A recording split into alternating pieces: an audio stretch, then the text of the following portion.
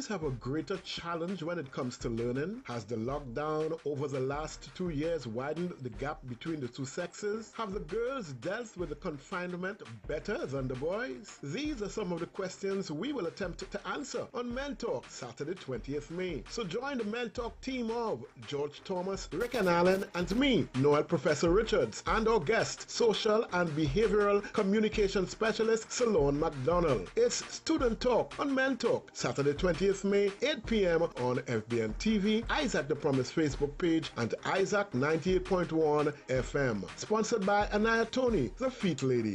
Reflexology treats the body through the feet and helps with restoring health and wellness. Join Anaya Tony every second and fourth Thursday at 11:30 a.m. and every fourth Saturday on Forever Young at 7:45 a.m. for the program Reflexology.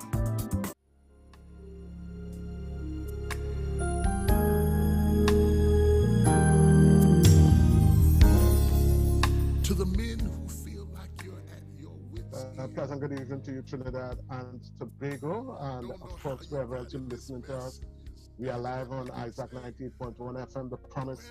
We're also live on FBN TV, that's our YouTube channel, and we are also live on Isaac The Promise, that's our Facebook page. So we welcome you to Men Talk, and the Men Talk occurs every Saturday night at this time, 8 o'clock, where we gather together as men and we talk. We talk because talking is healthy, talking is strengthening, talking is something that heals us, it empties us, it fills us, it brings us to the place where we ought to be as men. And we need that because the men are the head of the homes, so we need good husbands, good fathers, we need good sons, good brothers, good uncles, good grandfathers, grandsons. We need good males in our homes, in our community, in our country, in the world. And so Men Talk is designed really to help men understand what it is to be a man. It is designed to help men grow and to heal and to strengthen each other. So we get men talking. We get men talking about all sorts of things. And it's a program not just for men, but it's a program for men to talk. If you are new to the program or new to the station, then we want to let you know that because we are trying to encourage men to talk, because the program is designed for men to talk, we do not generally allow women to talk. A couple of weeks ago, we made an exception. It was a historic thing that we did, but that was for a couple of weeks ago. We are back to a regular format where only men are allowed to talk on the program. So this is the format. Again, if you're new, we have a discussion with our guests among ourselves, the Men Talk team, and our guests. And we allow our guests to share their experience based on the topic. And then we open the lines to take your calls, your suggestions, your feedback based on the topic that we're discussing. When we do that, we only take calls from the men because we want men. This program is to encourage men, to really encourage men to talk. So we take calls from the men. What we do with the ladies is that we have a number, a WhatsApp number, where you can WhatsApp us your questions and your comments. We will acknowledge you. We'll read your question. We'll answer your question. We'll, acknowledge your comments as well. But do not send us a voice note because you'll be talking. So we only want women to WhatsApp us a text message, and let me give you the number one time. It's 275-1981. Ladies, that's your number, 275-1981. When we open up the lines and take your calls from the men, we'll give you your number that you can call in.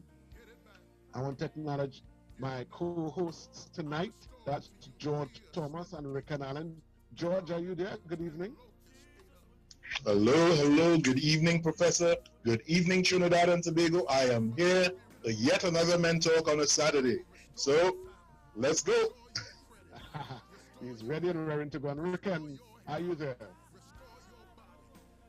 Yes, I am. Pleasant evening to you and to TNT and the world at large, all those who are tuned in at this time. Wonderful. And well, I can't tell from here if our guest is here yet. Social behavioral communication specialist. He's no stranger to to FBN and well, particularly to Mentor. He has been here several times before. He's one of our resources that we call on.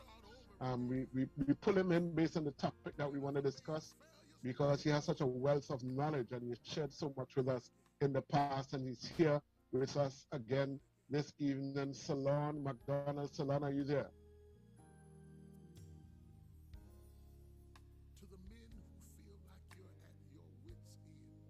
Well, I'm not able to see from here if he is on, so somebody could let me know if Salorne is with us as yet. No, Professor, he's not with us as yet. Or he's not yet with us as yet.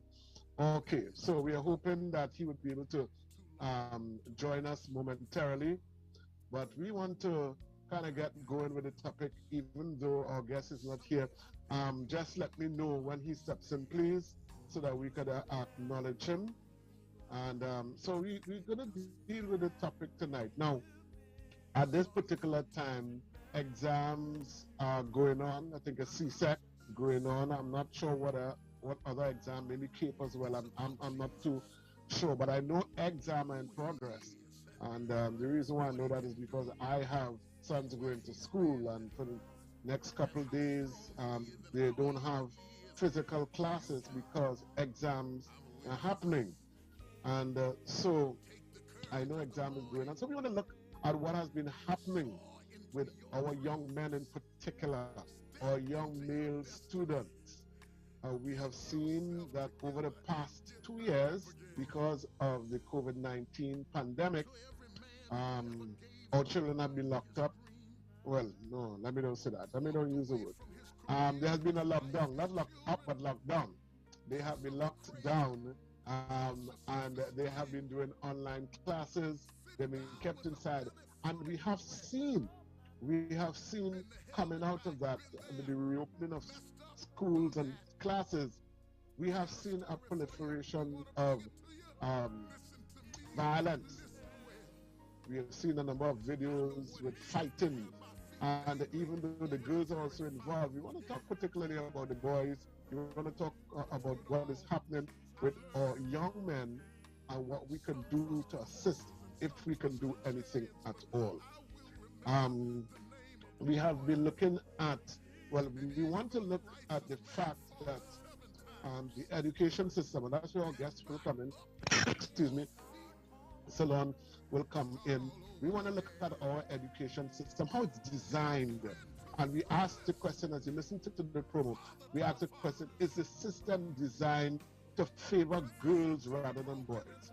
And we ask that because we see girls do a lot better. We see, even with the awards and the scholarships, usually hear girls' name, first, second, third, girls, and the boys bring up the rear. And we wonder why that is so. We want to discuss that. I mean, it's something we've visited before, but we don't want to talk about it again. We want to talk about our education system, not just the secondary school. We're talking about even from preschool, how it's designed. Is it designed to favor girls, to push girls, to encourage girls to study and to be better? What are we doing for the young men? What are we doing? Are we doing enough? Is it a problem? Is it an issue of the system itself, or the capacity of young men to learn and to retain and to regurgitate? And that's what we want to discuss tonight. We want to discuss what is happening with our boys. And I am particularly concerned about it because I have 3 young men who are going to school, 3 different schools, and they're going to school. So I am concerned because I would like to hear in the next couple of years one of my sons, or my sons, not one. I would like 3 of them to excel, to get scholarship, to get awards, that sort of thing. So I'm particularly interested in this topic. So we want to talk about it tonight. We want to talk about our young men and see what best we can do, if we can change. I'm hoping also that the Minister of Education and those in the education ministry are listening to us tonight, because we may have some recommendations for them. So we're hoping that they are listening. So in the absence of our guests, we're gonna continue. We're gonna just move forward and talk about it. So let me first engage Riquen. Riquen, what has been your observation with regards to the performance of the males in our society, our setting, Trinidad and Tobago? What has been have you up to all observed, anything with regards to the performance of our young men? Um, so the short answer is yes, and there seems to be a trend and a worrisome trend of what has been termed underperformance of our males. Mm-hmm. And when we go back, I took the liberty to um, go back to 2012 with respect to the SEA results. And for every year up to 2021, with the exception of, I think, 2018, the top performing student or students were female. And of course, the newspapers, um, they highlight that fact that, girls top SEA again. Um, it's not much different at the higher levels. And when you reach scholarship, sixth form and the distribution of scholarships and that sort of stuff, there is and has been an increase in terms of the young ladies winning scholarships. And then even in university, the trend actually is that there are more females enrolling in universities than males, and as a consequence, excelling um, above and beyond the males. Now, you and I, or all three of us, we should be young enough or old enough to remember that there was a time when that was not so. And the boys were much better represented at the higher levels. We would also recall that within the last probably 2-3 years coming forward, there has been a push and an emphasis on our girls focusing on education, because there was a what should I say? I don't want to say mismatch, but our girls and our females, remember our mothers and so on, they were at home, they were homemakers and that sort of stuff. But there was abuse in different forms. And with the rise of feminism and that sort of stuff as well, there has been this push for our females to educate themselves, because education, we agree, is empowering. So there has been that very strong emphasis and focus for our young women, our ladies, to educate themselves, and in so doing, not be subjected to the whims and fancies of us men when we start to act up and so on. So now that they're more educated, they have options, right? So that trend for our ladies to go heavy into education has been evident, but concurrently, the boys have been it's as if the boys have been stepping back and allowing the ladies, to excel.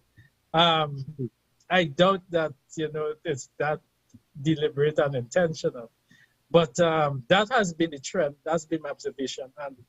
And while I have no qualms whatsoever with our young women excelling. I have 4 daughters, and they you know, they are doing well by God's grace. But there seems to be a skewing of the system in favor of the girls. Whether the system has been designed that way is open for discussion. But that has been my observation. Now, the thing is, Riquen, you said something there, and I wonder, why is it? Now, I understand maybe the girls are playing catch up because, as you said, in the days past when we were growing up, you know, they were women were homemakers. They were told that they had to stay home, make babies, you know, see about the kitchen, see about the house, that sort of thing. And then we saw this coming out of the ladies where now they're pushing, they're looking, you know, they want careers, they want to make their own way, they want to be able to control their own destiny. And we understand that. But is it that the boys have been slacking off? Because you could have 2 things happening at the same time. You could have the women pushing, the females pushing. They want to excel. They want to do well. They want to stamp themselves in society. They want to say that we can do as well as the boys, right? You could have that. But I'm trying to understand, why is it too that it seems as though at the same time, the males seem to be saying, okay, well, you all go ahead. You know, we will concentrate on sports and this kind of thing. Academics is not for us. And it seems as though 2 things are happening at the same time. And therein lies my concern. Is it that the 2 things are happening, or is it that the girls are doing so well? They are pushing so hard. They are so focused and so passionate about what they do that they have overtaken the males by leaps and bounds. And that is what, you know, the question that I would like us to answer tonight, if possible. You know, is it that, or is it that the girls are just really smarter than the boys, brighter, they have the capacity to do better than the males, and it is now coming out? They weren't given that that opportunity prior to, well, I don't want to call it a date, but in the days when we were growing up. But now that they have been given the opportunity, they are now actually showing that they are more brilliant than the males. I wonder if it's that could be a let's talk about that. And I know George is in the background. I still don't know if our guest has come in as yet, but George, you could chime in as well. Yes. Well, one thought majorly comes to mind, and that thought is an analogy that I was given some years back. You know, if you line up a horse, a monkey, a bird, and a cat, and you put them all to a test of climbing a tree, you're going to find that not all of the animals will be able to climb the tree at the same rate. Not all of the animals will be able to climb the tree at all. And this analogy speaks to the predicament that is taking place between boys and girls in present day. I remember some years ago, the schools, the girls' schools, particularly like St. Joseph's Convent, their curriculum involved the languages, home economics, all of the skills that designed a woman towards becoming a better wife. And the boys' schools, back in those days, would focus on mathematics, the sciences, and the boys would excel at these things. Now, being a former teacher, one thing that I learned within that job is that boys possess more gross motor skills. Gross motor skills are the abilities that are required to do heavy lifting, to do cumbersome work. Fine motor skills, on the other hand, were the skills that girls acquired majorly.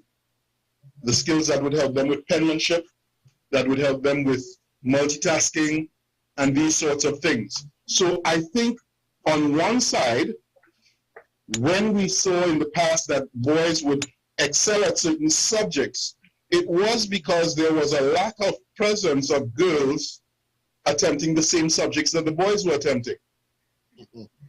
And so with the movement of girls towards sciences, computer science, biology, chemistry, physics, and whatever and stuff have you, we saw a complete takeover, so to speak, of the girls taking to these subjects, taking to these different disciplines, and excelling and transcending what the boys were capable of doing. But I think that, personally, it has a lot more to do with the societal influences as opposed to the attempting the curriculum. And this is what I mean by that. We need to look at the push and pull factors that motivate students to be able to focus and study and excel. In our society today, there is an increase in gang membership and gang influence in schools.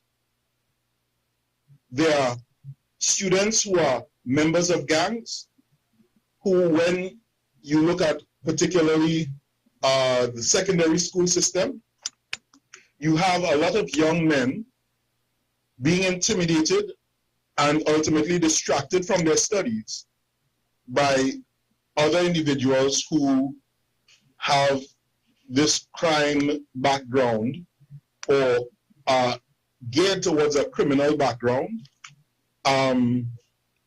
influencing their school livelihood.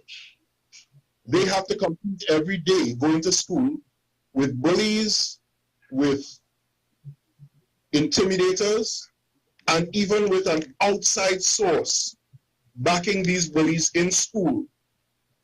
And a lot of times, as I've heard as a teacher, the ones most picked on are the boys that excel. The boys that seem to be smart are the ones that are mostly picked on. So sometimes for boys, to save yourself the bullying, you have to act a lot dumber than you actually are.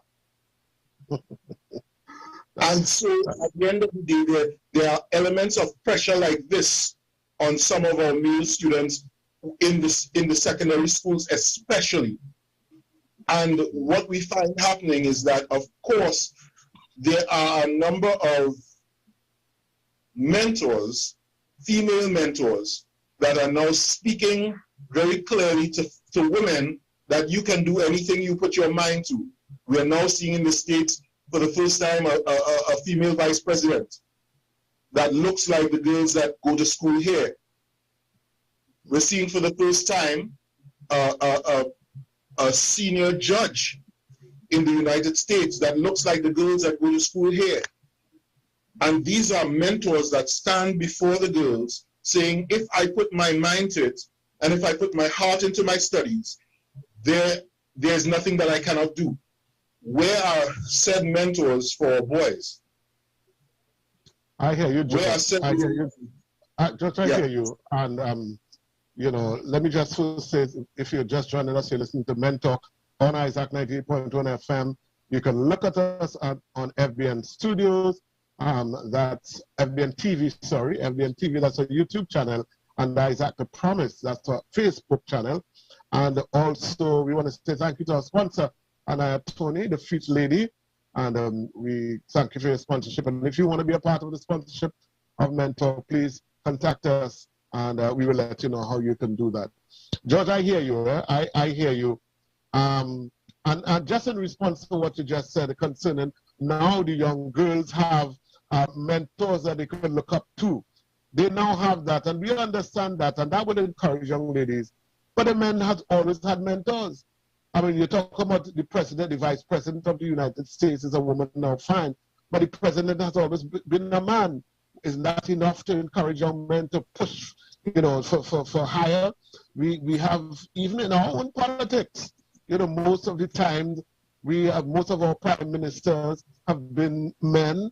Yeah, we had one female prime minister. We have our current president being a female, and that we understand. So there are things that would inspire the young ladies, that would encourage them. But there have always been people there that young men can look up to. So why is it now that we seem to be falling back? What is it? And the question I keep asking is it that the girls are smarter than the boys? Is it that they have a smart gene in their body that the young men don't have at all? And that is one of my concerns. Why is it? Because, as I said, I know Riquen said he has girls, but I have boys, and I want my boys to do well, and I want to see them doing well. So I want to find out, I'm trying to understand, why is it the young men are not doing as well as the young ladies? Yeah? So just to answer to what you have said, which is quite correct, Professor, my dear Professor. What we are seeing just as well on the other side of the coin is, in recent times, what is happening with the boys is that there are a lot more negative mentors. Dare I say anti-mentors that have come out of the woodworks, right? There are a lot more of these undesirables that reflect the values of things like MTV, reflect the values of what they would see in these music videos, what they would see in the shows that they look at on TV. Those who exemplify, dare I say, the thug life. And these are now more prevalent than, let's say, per se, mentors like our presidents and that sort of thing. And as a result of that, we find that our young men tend to be gravitating towards, when you listen to young men, when I was a young boy, my ambitions, actually, I had dreamt to become the president of the president of the Republic of Trinidad and Tobago. That was my ambition as a young boy, believe it or not. Right now, if you speak to a number of our young men, they want to become a rap artist. They want to, get money quickly. There's nothing wrong with becoming a rap artist, but they are not thinking about the work that needs to be put in to become successful, because we have a society that shows them that having money and bringing out and living the high life is easy. They are not being shown that hard work is what is required to be successful. And so a lot of these anti-mentors are now gripping and possessing a deep and profound influence on our young men. Okay, I hear you, George, and I understand that. But what of the young ladies? Are there not negative influences for the young ladies as well? Are there not, because I could think of a couple stars, movie stars, and not just movie, but in terms of what do they call them, vocalists, singers, who are female, and they, as far as I'm concerned, are a negative influence as well. Why is it the boys are more gravitating towards that than the girls? And this is what I'm trying to understand. Why is it that it is easier for a young man to go astray? It seems. It's easy. It seems as though it's easier for a young man to go astray than for a young lady. Is it that we focus more attention? George, I know you used to be a teacher. I don't know if Riquen has ever experienced, could answer this question. But is it that the teachers pay more attention to the girls and to the boys?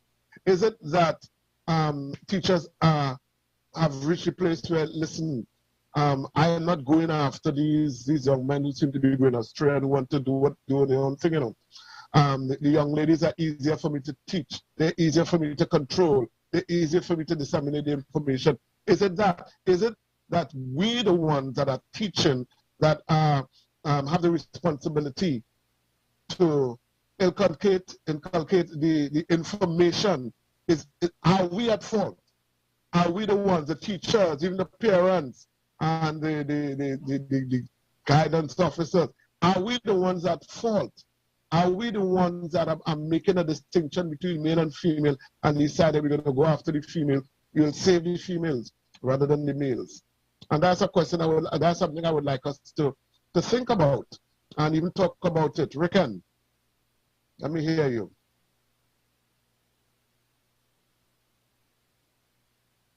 Okay, first I want to go back to the question that you asked, are the girls smarter than the boys? And yes. my answer to that is a resounding no. They are not. I don't believe they are. I think there are some factors that are conspiring to create our present conundrum, our present problem. One of the observations that I have made is that it appears that girls seem to be more focused on what they want to do in terms of career, what they want to become down the road. It seems as if they figure that out a lot earlier than the boys. And so what that does, it gives them something to work towards. It gives them something to aim towards. It gives them something to channel their efforts and their energies towards. Let me just cut you there a second, Riquen. Doesn't that say that they're smarter? I mean, if they could figure that out before and go after it, doesn't that make them smarter? Not necessarily. How do we define smarter? I don't subscribe. I don't subscribe to that. No, that's how I see it. That's how I see it. If you can decide what you want, you know, and go after it, and there's somebody else who really don't know what they want, they're laboring, they're getting involved in all kind of things, they're going on the wrong path. It makes you the person who knows that. That's how I define smart in this context, right? They're smarter than the boys in that they decide early what they're going after and they go after it. And boys, I mean, I don't know if it's because the females mature faster than the males. I don't know, maybe that is a part of it. But it seems as though if they can decide early on, and not only do they decide, Riquen, that they're going after it, but they stick to it.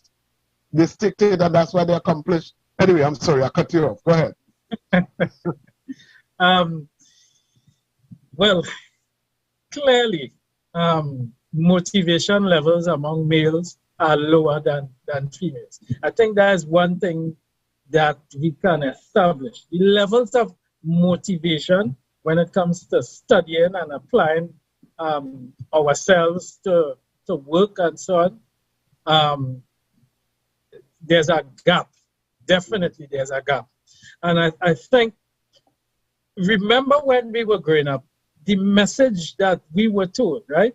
And George alluded to it earlier. He had an ambition, he had an aspiration to be the president of the Republic of Trinidad and Tobago. In those days, the presidency was held in high esteem. In those days, the prime ministership was held in high esteem. So that was like the highest occupation or vocation that you could reach. And I'm sure among the three of us, or all of us who are here, we would have been given that message that, hey, listen, you know, you could become the prime minister, you could become the president. So there was something to aspire to. And of course, back then we had no female prime ministers and female presidents and so on. And so that was a noble aspiration, right? Over time,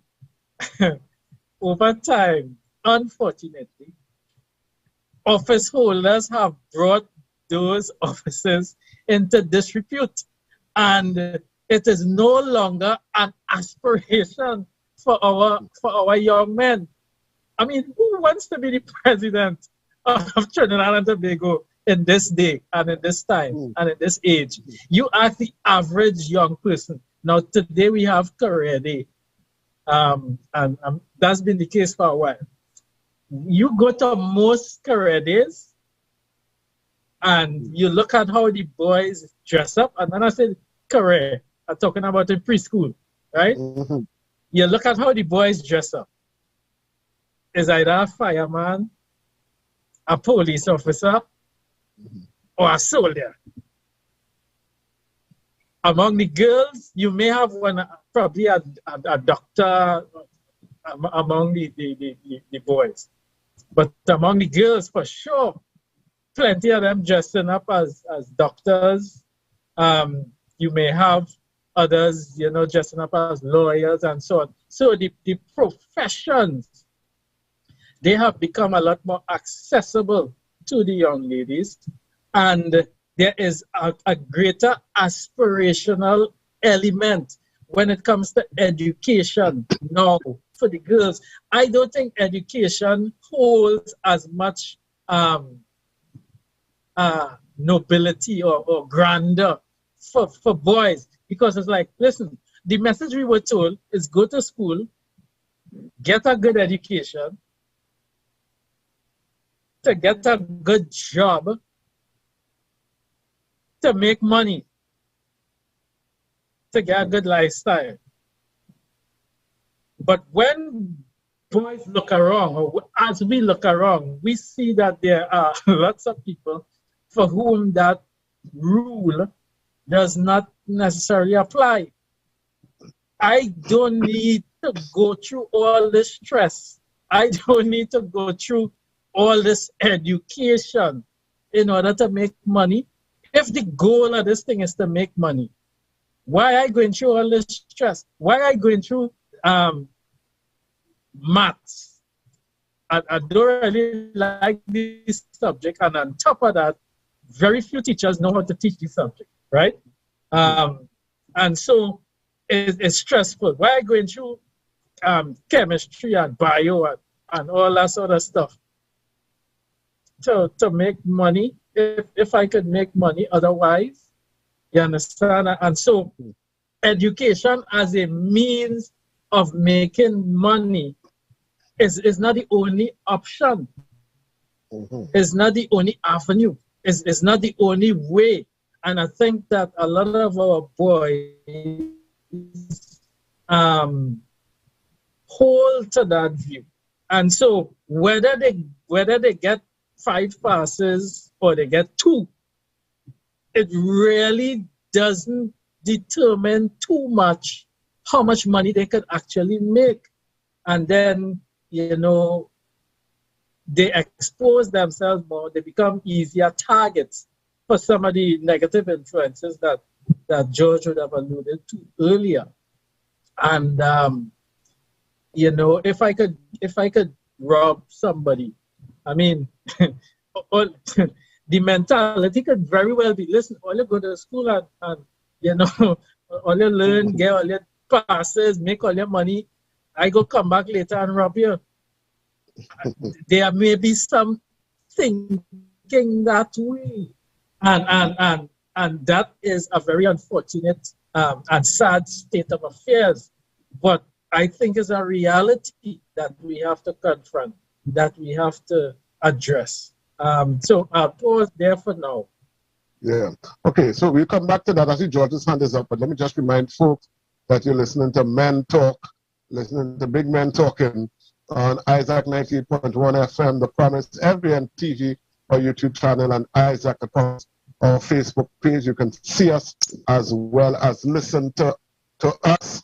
Our guest tonight is not here. I'm not sure why that is so at this particular time. Maybe something happened. We trust that all is well. But we will continue the discussion. And I see George's hand is up. So, George. Oh, yes. The blessed thing about my household is that I wasn't the only one pursuing teaching. In fact, I'm probably the only one that's no longer a teacher. I have 2 sisters who are teachers as well. So, being in that teaching profession, we'll swap stories. And one story came to mind from one of my sisters that teaches at a certain primary school. She teaches at the standard 5 level, preparing children for SEA and whatever. And there was a story where she and some of the other teachers had to pay one of the male students to write the SEA exam. The reason why she had to pay this student to write the SEA exam is because he found that it was more valuable for him to go into the dump and extract copper from cables. That in one day, he saw that he could make more money than even the teachers.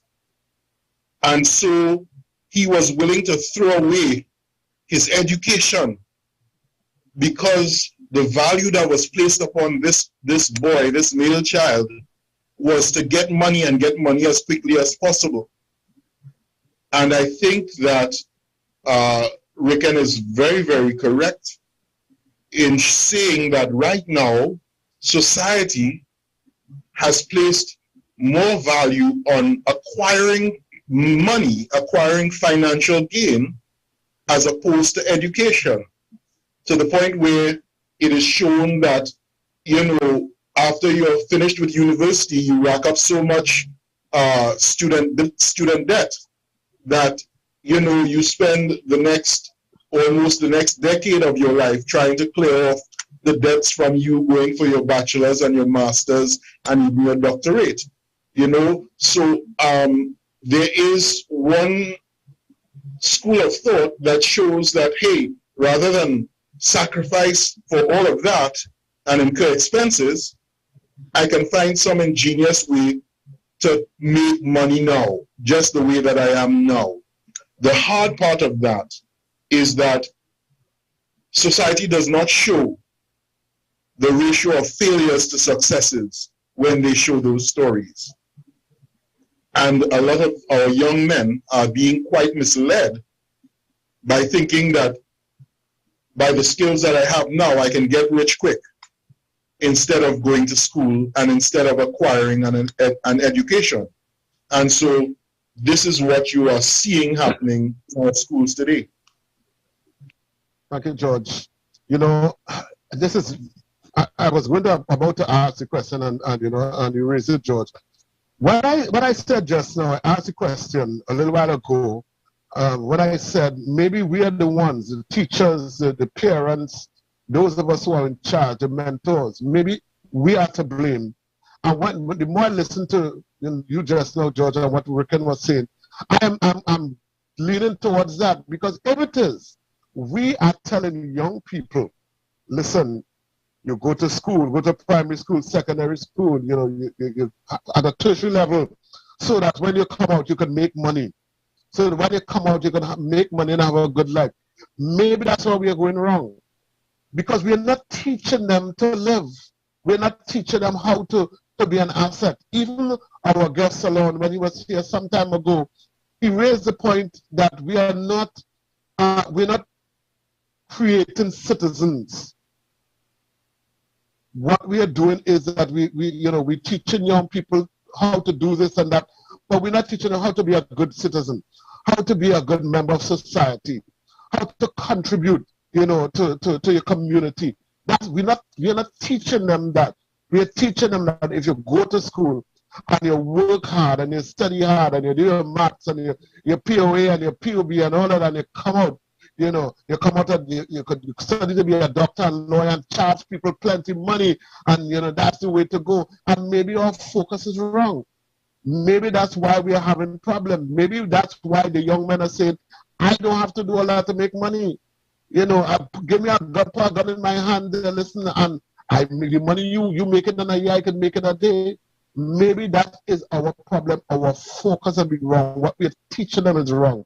The ultimate goal should not be to make money. How many of us think about, no, let me just back up a little bit. I don't know, well, at the primary level, you know, what if they teach things like history, the history of our nation, the people who built Trinidad and Tobago.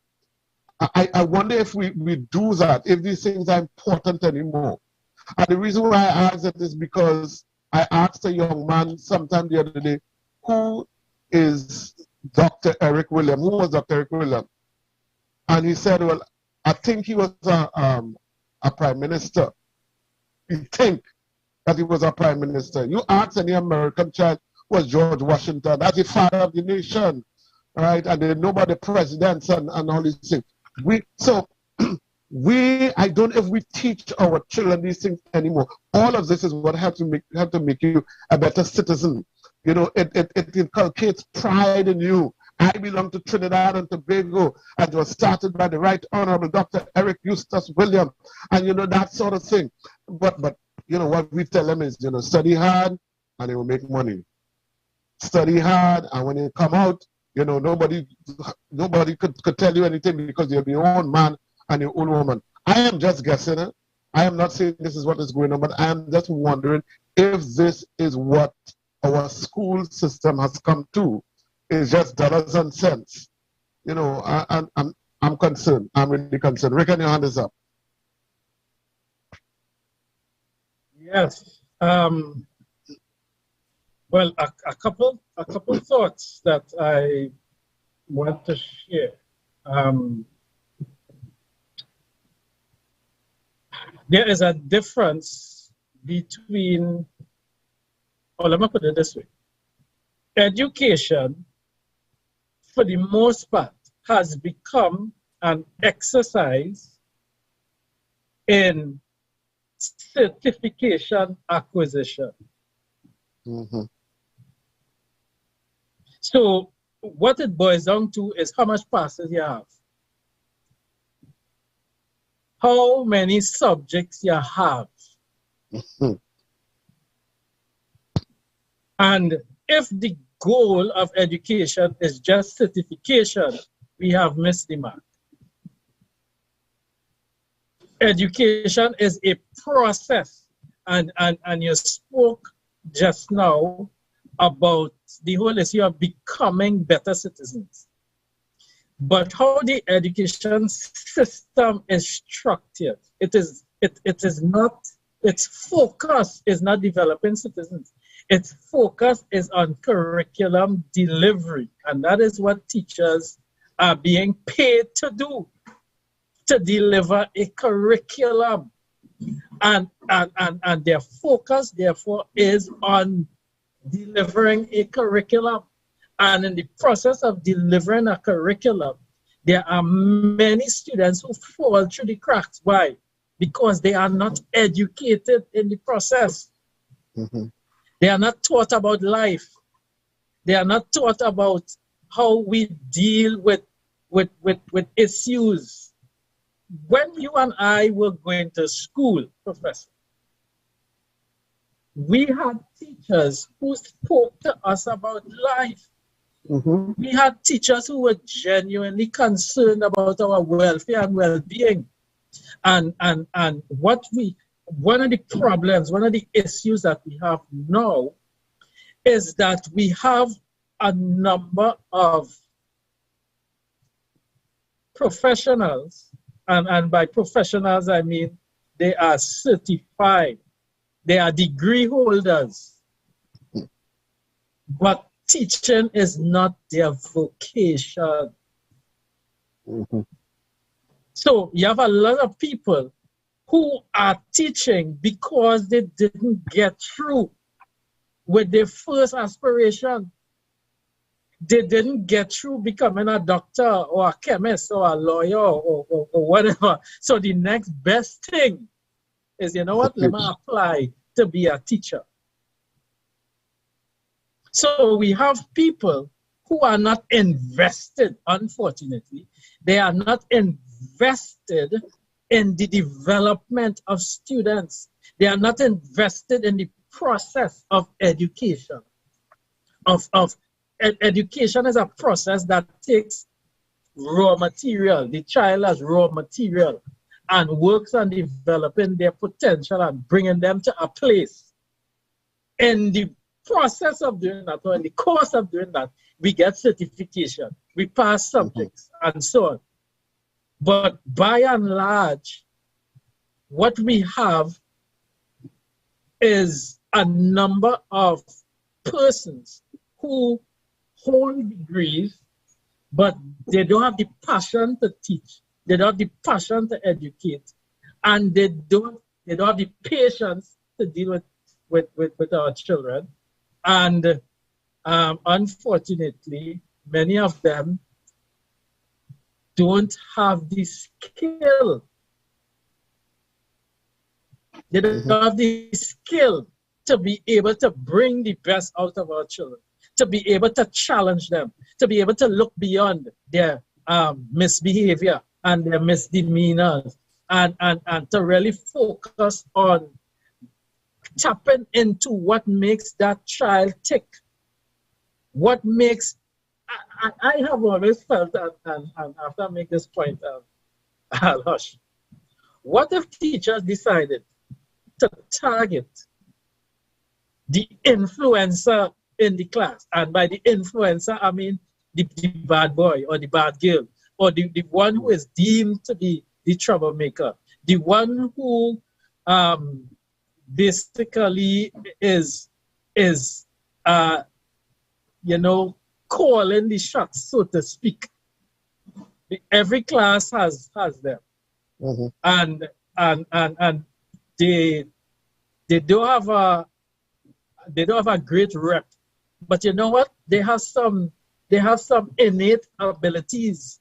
They are excellent leaders. They could influence, and we need teachers, as well as support staff, guidance counselors, and so on, who can identify, not forgetting the role of parents, but who can identify the uniqueness in our children and see, you know what, this one may not be so academically inclined, but you see his hands or her hands, he or she is gifted in that area, and we channel them in that area. So that scripture that we could train up a child in the way that he should go. The Amplified talks about in accordance with his natural bent, natural inclination, what God has deposited on the inside. And I think the education process really is supposed to assist or to guide the child along that path of discovery and development of their own uniqueness. So I will pause there for now. Thank you, Riquen. Just see your hand is up, and let me just make one point before I come to you, George. You see, Riquen, you're talking about channeling a child in this particular area, identifying what area that child could be strong in, and I understand all that. But we also have to understand that there may not be an availability of whatever. Let me back up a little bit. I remember in my days, we had trade schools. I'm not sure if we still have those anymore. So you identify that the child is not academically inclined, so you focus and you channel them into the trade school. I am not sure if that happens now. So that a teacher might see that someone is, academics is just not for this boy. But what does a teacher do? What do you do? So you understand that because you realize the child given trouble, the young man given trouble. And he's given trouble is because he can't function in the class. He doesn't understand. This is not his thing. It doesn't mean something is wrong with him. It means that academics are not for everybody. And it may mean academics are not for him. And if we could channel him into a different area, that'd be good. But the point is, are there these facilities, where you can do that? Is a system designed to do that? Okay, because you also talk about being able to identify, not identify, but you spoke about being able to bring out the best in students. Now, that takes effort, it takes time. And if the teachers are busy with the curriculum, if they have to complete this curriculum, they don't have time to go after the strays, what I call the strays. They don't have time to go after those who are not getting it. They don't have time to spend with, as in our days, with teacher call you and say, stay in recess time and a break time and they try to help you. They don't have time for that. They have a curriculum to complete. And if they don't complete that, then they would not be doing the job. So that's why there are a lot of children falling through the cracks, because the teachers just don't have the time for these young men. And therein lies part of our problem. So I'm identifying this as part of the system. Our system is not designed for those who can't keep up. It is designed for those who are excellent, and those who we could identify as, this one, let's work with this one. Let's work with this group. That's how our system is designed. All right, I just wanted to make that point before we go to George. George? Yes, well, subsequently to your point, to Riqen's point, Professor, the system is also designed not to really help boys. And this is what I mean by that. In spite of a number of people joining the system just for a paycheck, so to speak, there is an overwhelming shortage of male teachers. Now, motivation goes in different levels and mentorship goes in different levels. So if there is a significant, on average, you may find to a primary school, you may have 2, maybe 3 male teachers, right? Sometimes you might have 4, and out of the 4, 1 is a vice principal or a principal, not necessarily having a hands-on one-on-one with the children in the classroom. So you have across our country right now a significant deficiency in male teachers, i.e. male mentors to male students across the board. This, of course, affects young men in the way of not being able to have someone who understands what they are going through completely. They would not have someone who would be able to relate to them completely. Now, we spoke about children learning in different ways. And I would add that not because a child learns differently, does it necessarily mean that they cannot acquire passes in a certain subject. For example, let's take mathematics. Some children may understand geometry once it's written on the board or once it's in their textbooks. Others may require seeing it in a 3D form. They may require seeing the geometric shapes and feeling the shapes and understanding, and that's how they learn. So it does not necessarily mean that they must be relegated to carpentry and woodwork and whatever and stuff have you. It just means that there needs to be a teacher who is dedicated enough to find the key to unlock the lock that is this child's mind. And yes, you are quite right.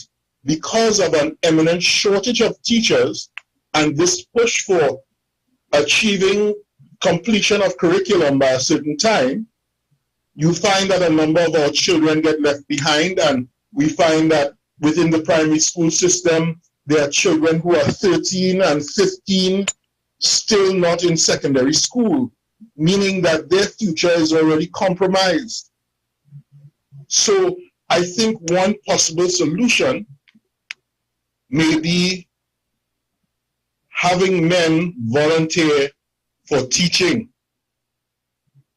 having men desire to teach. But as we said earlier on, the desire of society is to make money. And when you go to a number of these career fairs and whatever and stuff, you hardly have men, young boys, saying, well, I would like to become a teacher. Once upon a time, a teacher's role was a noble profession. A teacher's role was one to be aspired to. Now, there are so many students that is a last resort for them, as Riquen correctly said. When all other options have failed and I haven't made it anywhere else, well, I might as well become a teacher instead of sitting down home. And so at the end of the day, we need to find a way to make teaching something desirable once again.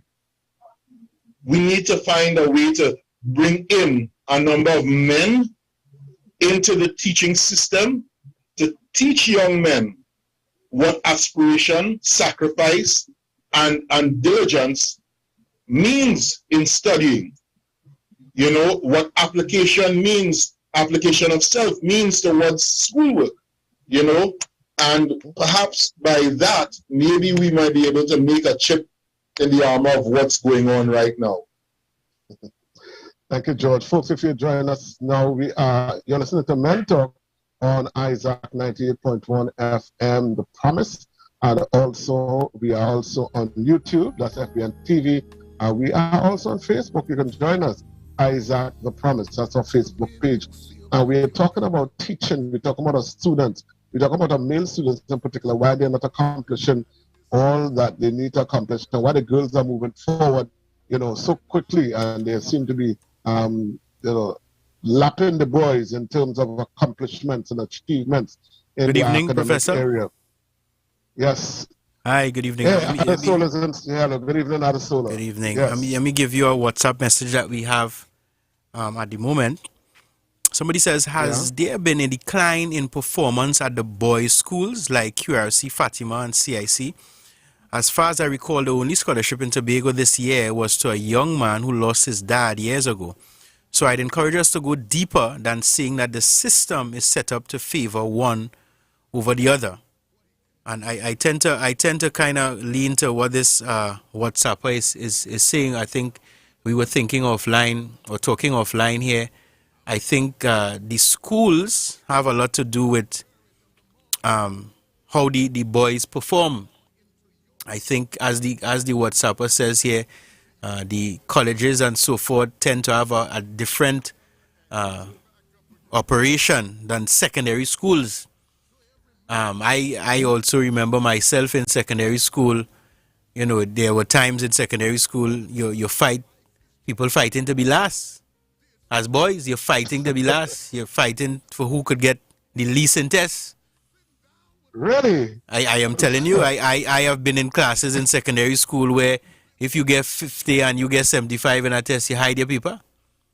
You don't want to be bright. You don't want to be bright. Why is that, Adesola? Why don't you want to be bright? Well, I think part of it was, one, girls in the school, and it is not for that level. I'll be very careful how I say my words. The girls generally in those schools somehow seem to like the fellas who is just the limers and the kicksmen and the, you know what I mean. So you're not going, you're not being bright and the super bright person in the class is not popular. Not desirable. It's not desirable, and so a lot of students realize, and then sometimes when you realize in the colleges and so on, when you have you end up in colleges. I know a lot of people have spoken about secondary in their primary school age, and then going into the colleges and realizing that you're not so bright as you thought you may have been in primary school. So the colleges tend to, and again, this is not 100% because of course they are in the colleges, you know, the people who like to slack off as well. But I think the culture of the schools at a big percentage, again, not 100%, because you have secondary school children who, you know, have excelled very well and so on. But the schools, I think, has in some cases, a role to play in us analyzing boys' performance. Thank you, Adesola. Riquen, you wanted to say something? Sure, a couple of things. When you look at the scholarship results, right, over the last couple of years, top schools, Naparima Girls, St. Augustine Girls, Lakshmi Girls, I mentioned St. Mary's, Fatima, QRC Trinity, right? The closest is probably Presentation and Naparima Boys and Hillview. But overall, I mean, a couple of years ago, they were awarding up to 400 scholarships. Now it has been reduced by 3/4 or thereabouts, so just 100. Now, even so, the majority of scholarship winners are females. And that's a reality that exists. And we got to get to the bottom of why. And as I mentioned earlier, I think the whole issue of motivation for girls versus boys is something that needs to be looked at, needs to be addressed. I want to raise the issue of support systems. See, one of the things that these prestige schools, so-called prestige schools have, the colleges and the convents and so on, they have very strong support systems. They have functional alumni associations, old boys associations, past pupils associations that play more than a casual role in the life of the school.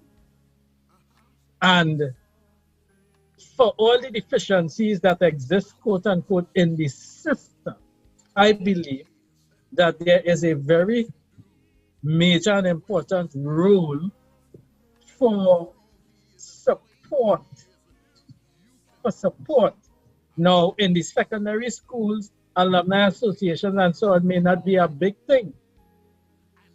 But here's the thing. What if somebody decided, let us do a check of the people who have passed through this institution who are now excelling in their respective fields.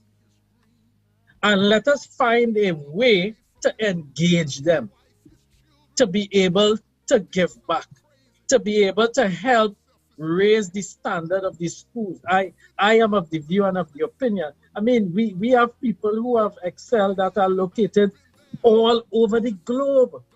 Mm-hmm. Why can't we find a mechanism whereby we can create a vision for ourselves and invite these past pupils to buy into that vision, to support, to give back, to contribute, so that our reliance and our dependence is not just on the Ministry of Education or on those that are within the system. And I believe that that is an avenue and an opportunity that is definitely worth tapping into. We have doctors who went to junior sec. We have lawyers and engineers who went to junior sec. So at the end of the day, it's not where you went to school. Mm-hmm. And well, just to finish quickly, mm-hmm. Some of those professionals now who would have passed through those institutions have to be engaged. We have to find a way to say, Dr. So-and-so, you had a foundation in the school. These are the issues that we're grappling with. These are the issues that we're dealing with. How can we bring to bear some of your skill, your expertise, your experience? How can we bring that to bear on our current situation that we can raise this stand? Thank you so much, Riquen. And I agree with you, but I've also found that some of the so-called prestige schools, they have the alumni, they have the past people's association, that sort of thing. You'll find at the lower levels that may not be so. And I wonder, I'm just wondering, it's just a thought, I wonder, those same doctors, so and so, and whoever else you want to call back, to give back, if they would be willing to do that, if they would be willing to associate with the school that they came from. Because, I am guessing here, I have no facts, but I'm thinking, I am Dr. So-and-so. I don't want people to know I went to St. James Sec or Mukurapu Junior Sec or whatever it is. And some of them, even after they would have left that school, they may have done their A-levels at one of the colleges or something. Yeah, so they would mention, yeah, I'm from QRC, and they would not mention, they may not mention, you know, where they came from. So I am hoping, I agree with you and I hear you, Riquen, but I'm hoping that we have people who will not have a problem saying, you know, I came through this system. I went to a junior sec. And because I went to junior sec, you can, you know, what I've accomplished, you can accomplish it too. If we have people who are willing to go and give back, I think, yeah, that can work. And I appreciate that. Another point I wanted to make before I moved on, because I move on, I see George's hand is up, and we also want to open up the lines. One of the points that was made some time ago by our same absent guest, he's not here, he had made a point that teaching, because even at the lower levels, the infant stage, you find more female teachers rather than males. You find that a number of students, both male and female, they are used to female teachers. And it seems as though in their minds and in our minds and in the minds of society, that teaching is a nurturing subject. And men are not seen as nurturers. So that you won't have men teaching preschool, you hardly have men teaching, you know, even the infants and that sort of thing. You mainly have females. So for that reason, because George was saying that there are more female teachers than male, for that reason, a lot of men are not getting into the teaching profession because they see it as a nurturing subject. And let's leave that for the ladies. Let's not leave that for the men. All right, our men, you know, we will be the coaches. We will be the coaches in the school, teaching to play football and basketball and things. But the teaching, no, that's for the females. And maybe that is a concept, you know, a mindset that we have to change so that we can get more men into the system. And one last point, because I wanted to make it long time and I almost forgot it. There are we made the point before, but I want to emphasize it. There are a number of teachers who teaching is not their primary career choice. It's a secondary choice. And because they would have gone through the system and acquired certification in a particular area, they have gone back to be teachers. They've chosen teaching. But a lot of them can't teach. They don't know how to disseminate the information. I sat in a class, I remember once, years ago, and listening to this man rattle off some things. And I didn't have a clue what he was saying. I mean, that was at a tertiary level. Huh? And he was, you know, there was a particular question we were supposed to do, a problem to solve. And the man solved the problem on the board. And I still didn't get it. Because he knew what he was doing. But he wasn't able to pass that on to me. And to this day, I can't tell you that I can, you know, solve that particular problem that we had at that time, because he didn't have the skill to pass it on. So we have some people, you know, they are square pegs in the wrong hole. They're just not supposed to be there. And that is why it's frustrating some of the students. And maybe the girls are better able to deal with things like that than the males, than the boys. Boys would give up. Look, I don't understand, so let me be the class clown. Let me do this, let me do that. All right, so there is part of our problem. I wanted to say that because I didn't want to forget it. I know it's important. Yes, George. Yes, just touching back on something that you said. Just for your information, Professor, the last class that I taught was second year, and I enjoyed it thoroughly. It's just that I put that in. But we always have the exceptions, George. Right? Thank you. Yes, and I wasn't the physical education teacher. I taught music as an extracurriculum activity. But anyway, coming to my point, one of the most beautiful experiences, I'm going to change hats now from my teaching experiences to my experience as a singer. One of the most beautiful experiences that I had was singing for an MIC program in Laventille.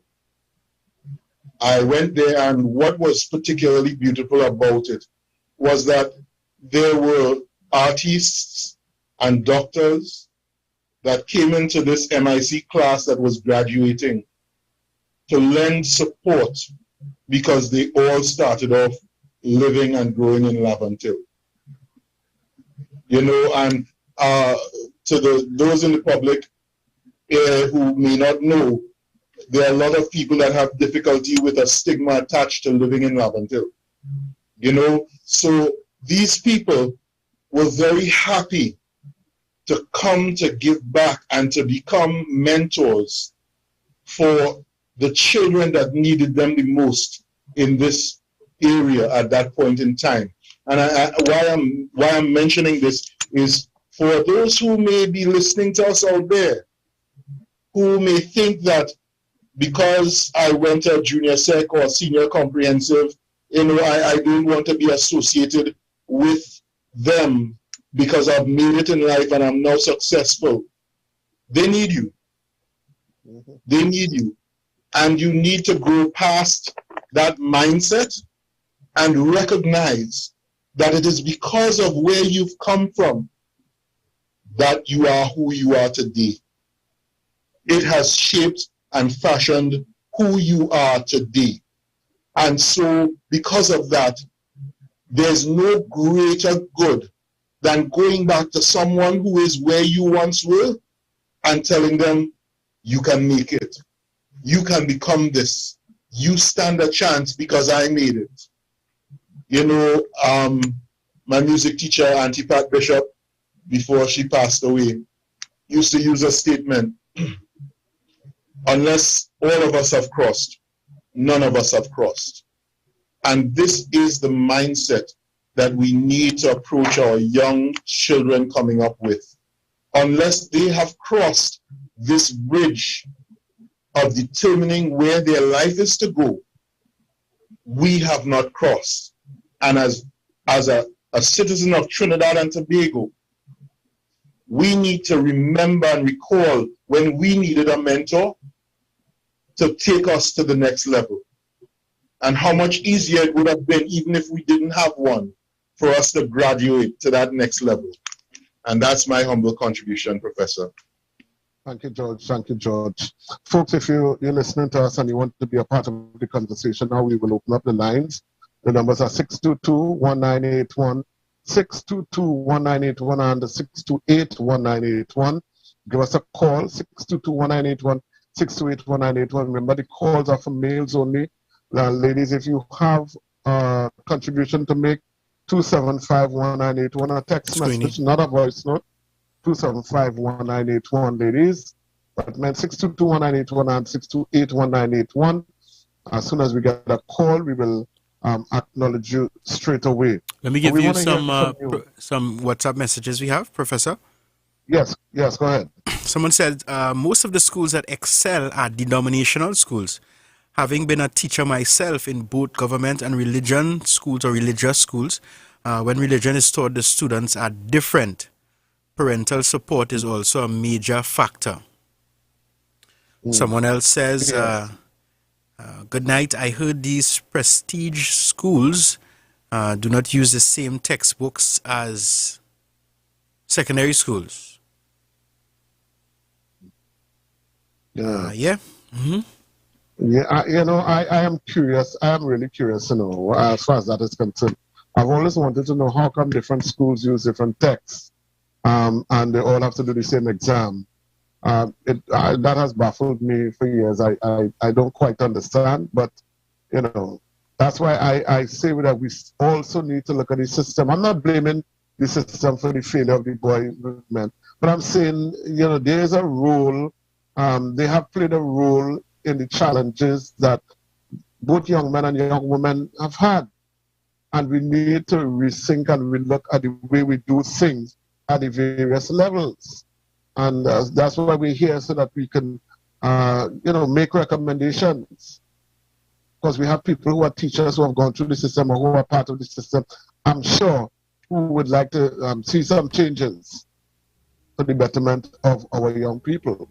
So, Riquen, I'm seeing your hand is up. I don't know if it's still up or if it's up now. if there's something you want to contribute, go ahead, if that is so. I didn't take it down, but I do want to contribute. I do want to contribute a thought. Going back to the issue of the mismatch of the numbers between female teachers and male teachers. I do agree that teaching is a nurturing function. It's a nurturing function. But it does not mean that males cannot be nurturers. And we have to make that distinction. I think we also have to become more creative. We all familiar with the saying, it takes a village to raise a child. Why don't we bring the village into the school?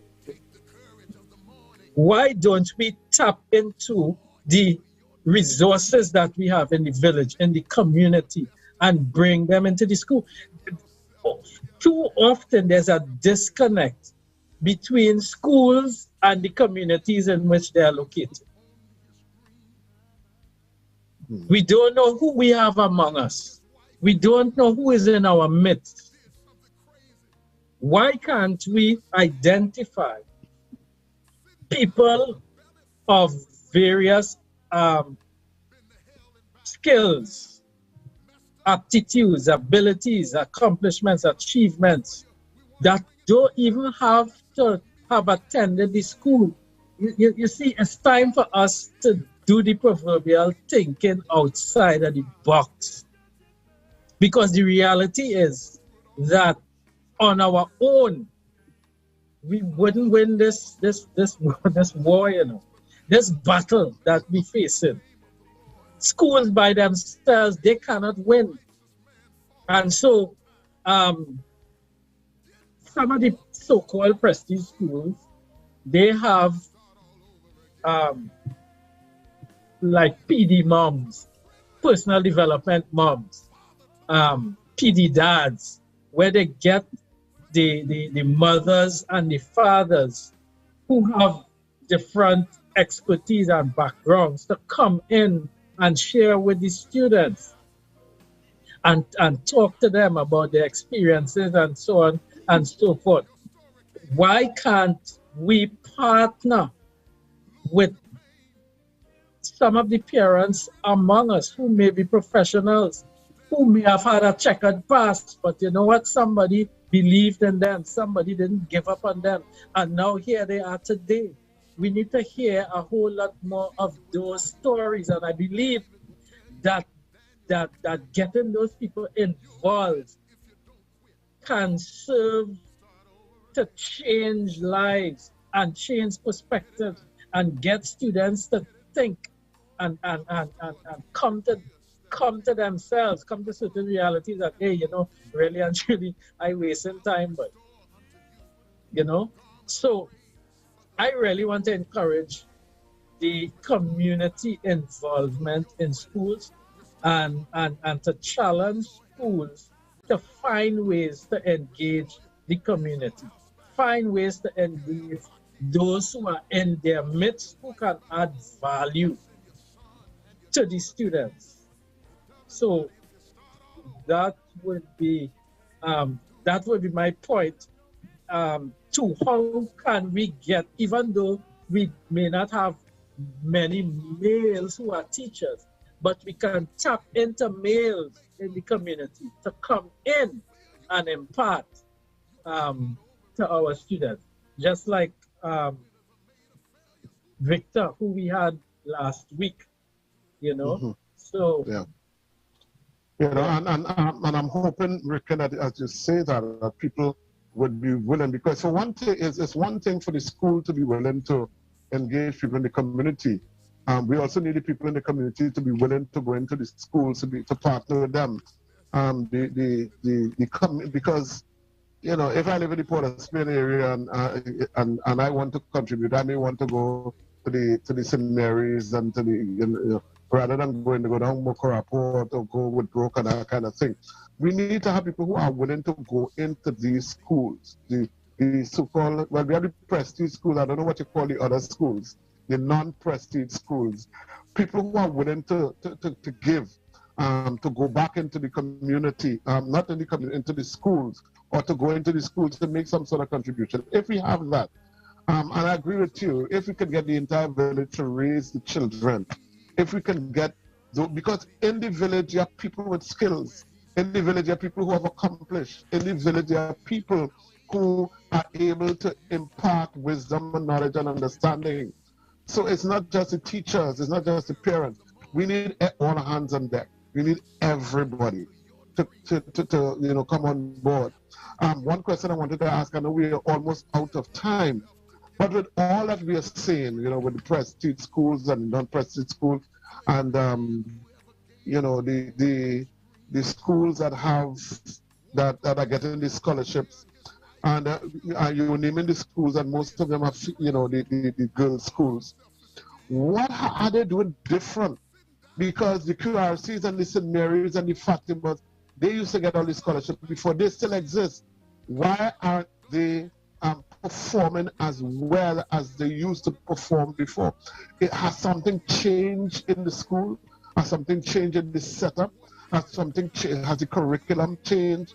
And that's one of the things we need to identify. Why are these schools not performing as well as they used to, before?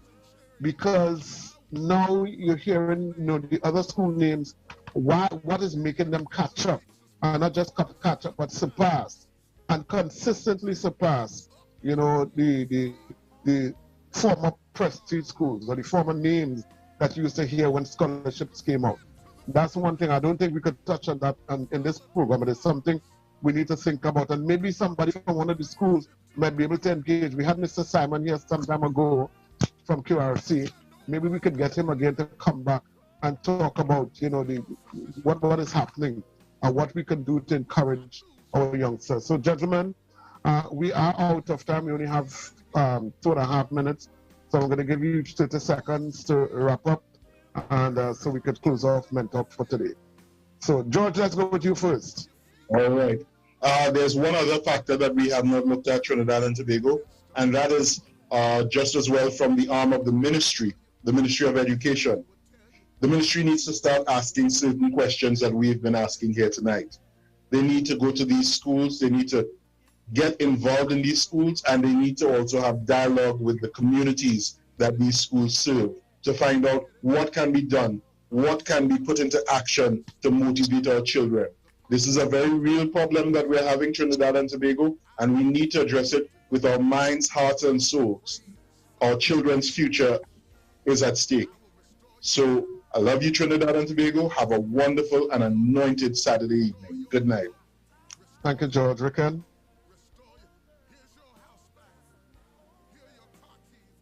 Riquen, you're muted. Sorry. I think the point that you would have made, Professor, in terms of all hands on deck is what I would want to highlight. And the fact that if we are to, there's a saying that a rising tide raises all ships. And across the board, we have to make it a priority to revisit education, what we consider education, and then the delivery of education, so that we can bring our students, in particular our males, but we can bring everybody up to a higher standard. Because at the end of the day, even though getting the scholarships and so on is good, it still doesn't necessarily mean that you're well educated. Yes, indeed. Thank you so much, Riquen. Thank you, folks. This is the end of Men Talk for today. Thank you for those of you who have been listening and those of you who texted in. Thank you for your contribution. Thank you to my two co-hosts, Riquen Allen and George Thomas. We're not sure what happened with our guests for today, but of course I'm going to communicate with him to see what has happened. We trust that all is well. folks, thank you. Thank you to Adesola in studio and for his contribution as well to the program. Thank you to our sponsor, Naya Tony, the Feet Lady, the Lady of Reflexology. And we are going to be back next Saturday at the same time, 8 o'clock to 9:30. And we have a very interesting topic to talk about next week. I'm not going to tell you about it, just listen out for the promo. So God bless you, young men, young people. Let's push forward. And whatever help you need, reach out and ask for it. Calling all teachers, all parents, all community personnel. Let's all get on board. Let's all hands on deck. Let's come together and see what we can do to uplift our children, the children in our society. God bless you. This is the end of Mentor for today. My name is Noel Richards, aka the Professor, and I'll see you next week Saturday at the same time. Bye-bye. Been to hell and back, been there, messed up, done that. We got a story for you. We want to bring it to you. Listen to me. Is the education system designed to give an advantage to girls over boys? Do boys have a greater challenge when it comes to learning? Has the lockdown over the last 2 years widened the gap between the two sexes? Have the girls dealt with the confinement better than the boys? These are some of the questions we will attempt to answer on Mentor Saturday 20th May. So join the Mentor team of George Thomas, Riquen Allen, and me, Noel Professor Richards, and our guest, social and behavioral communication specialist Salorne McDonald. It's Student Talk on Mentor Saturday 20th May, 8 p.m. on FBN TV, Isaac the Promise Facebook page, and Isaac 98.1 FM. Sponsored by Anaya Tony, the Feet Lady.